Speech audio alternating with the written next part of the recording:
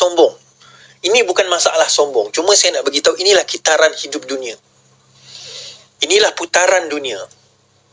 Inilah putaran masa. Inilah putaran, orang kata apa, kejadian. Tak tuan-tuan, kita nak lawan pilihan raya, lawan lah, saya kata. Kita nak masuk pilihan raya, kita nak lawan, lawan lah, tak ada masalah. 5 tahun sekali pilihan raya, kita lawan. Nak sokong siapa, sokong. Tapi jangan khianat. Jangan khianat.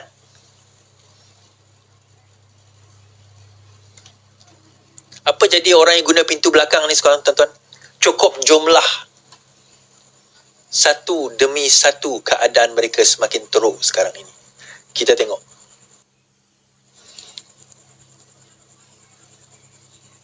Dakwa Kedah gagal, ahli parlimen cadang Langkawi sebagai wilayah persekutuan. Seorang ahli parlimen,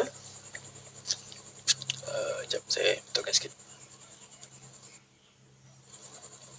Seorang ahli parlimen kerajaan mencadangkan Langkawi dijadikan wilayah persekutuan keempat untuk memajukan destinasi pelancongan itu. Chong Zemin, PH Kampar mendakwa kerajaan Kedah gagal meningkatkan potensi dan sektor pelancongan di kepulauan itu. Saya rasa itu sure. Kita perlu letakkan Langkawi di bawah Putrajaya jadi wilayah keempat. Masuk terus. Kalau boleh ambil alih pentadbiran Langkawi, kita boleh majukan.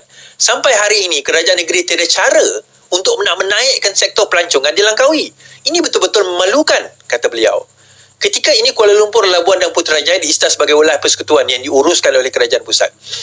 Mengulas celahan khas Nizam Harun, PN Kuala Selangor berhubung isu seluar pendek dan meminum arak di Langkawi, Chong berkata, sekatan itu tidak wajar dikenakan terhadap pelancong bukan Islam. Kenapa ada pelancong nak pergi pantai tak boleh pakai seluar pendek, nak minum arak tak boleh? Pelancong datang kena bagi ruang. Pelancong bukan Islam. Nak bagi arak, beli arak, bagilah, katanya. September lalu, Menteri Besar Kedah Sanusi menjelaskan tiada larangan pelancong bukan Islam untuk membeli alkohol atau memakai seluar pendek. Tuan-tuan, the damage has been done actually. The damage has been done. Okay, kita kena faham bahawa kerajaan PAS ini tidak membawa agenda Islam pun. Tidak membawa agenda reform, bukan reform, tapi gagasan dan ajaran Islam pun tak. Itu semua ajaran dan gagasan PAS. Tak ada kena mengena. Dan saya setuju sebenarnya. Saya tengok Langkawi ni potensi dia sangat besar. Saya suka pergi Langkawi, to be honest. Banyak kita tak tahu ada hidden gems di Langkawi ni. Banyak. Tetapi kesian orang Langkawi sebab memilih yang itulah. Orang itulah. Ruwai Bidhah. Pemimpin yang tak mampu untuk jadi pemimpin. Itulah. Itu hasilnya. Kan, itulah hasilnya. Yang korang dapat itulah hasil sekarang ni. Dan saya nak bawa juga, ada katanya PAS akan mengadakan satu perhimpunan. Oh, dia nak buat satu perhimpunan lagi ni. Kenapa? Ini lagi lah, saya kata. Kan, saya nak kata, inilah antara contoh Ruwai Bidhah, orang yang tak reti memerintah. Setelah kegagalan dalam pentadbiran, kegagalan dalam pentadbiran 4 negeri, 3 negeri lah. Antara negeri termiskin, Kedah, Kelantan, Terengganu. Sekarang Perlis, negeri termiskin, tuan-tuan. Sekarang ni mereka nak buat demo. Demo untuk apa? Bukannya demo nak pergi bantu rakyat ke, nak majukan negara, negeri ke, bukan. Okey, kita PN mahu berhimpun berkait agreement syariah Kelantan. Perikatan Nasional akan mengadakan beberapa himpunan berhubung tindakan undang-undang berkaitan 20 peruntukan elemen jenayah syariah Kelantan oleh 2 peguam. Timbalan Presiden Tuan Ibrahim Tuan Man berkata, acara pertama akan diadakan di Terengganu, diikuti acara di Kelantan 18 November dan akhir sekali munajat di Istana Kehakiman Putrajaya pada 20 November. Katanya pada sidang media di Parlimen, PN mengambil berat tindakan undang-undang itu kerana implikasinya sangat besar pada keseluruhan undang-undang Mahkamah Syariah, katanya, dan bimbang kesannya pada sebahagian besar kuasa Mahkamah Syariah. Tuan Ibrahim berkata pihaknya menerima memorandum daripada satu gerakan berhubung tindakan undang-undang itu dan akan menyerah kepada pihak-pihak berkenaan. Isu ini merentasi parti politik, bahkan ia merupakan isu bersama yang sepatutnya semua pihak rasa prihatin. Saya jawab. Tuan Ibrahim Tuan Man jangan menipu. Usul yang dibawa untuk revise, untuk nak challenge, untuk nak mencabar 20 peruntukan agreement hudud syariah, hudud PAS Kelantan tidak akan menjejaskan apa orang kata keseluruhan kuasa Mahkamah Syariah. So itu satu penipuan yang pertama. Okey, so sekarang ni apa sebenarnya yang di-challenge di dalam 20 enactment tu? Pertama sekali, boleh ke challenge? Tuan-tuan, kalau tak boleh challenge, kita kena faham. Enactment syariah, mana-mana negeri, bukan Al-Quran, bukan sunnah. Itu yang pertama dahulu. Enactment syariah, kod syariah, mana-mana negeri, bukan Al-Quran, bukan sunnah. Kita boleh cabar. Bukan menjadi satu kesalahan agama nak mencabar mana-mana kod syariah di mana-mana negeri. Itu yang pertama dahulu. Tak ada masalah nak mencabar, tuan-tuan. Dan kita, kalau itu satu kesalahan, kenapa kita buat revisi? Kenapa kita revise? Kenapa kita bahaskan kod undang-undang syariah di dalam Dewan Undangan Negeri? Pernah kita bahaskan dan nak ubah Al-Quran ataupun hadis? Tak pernah kan?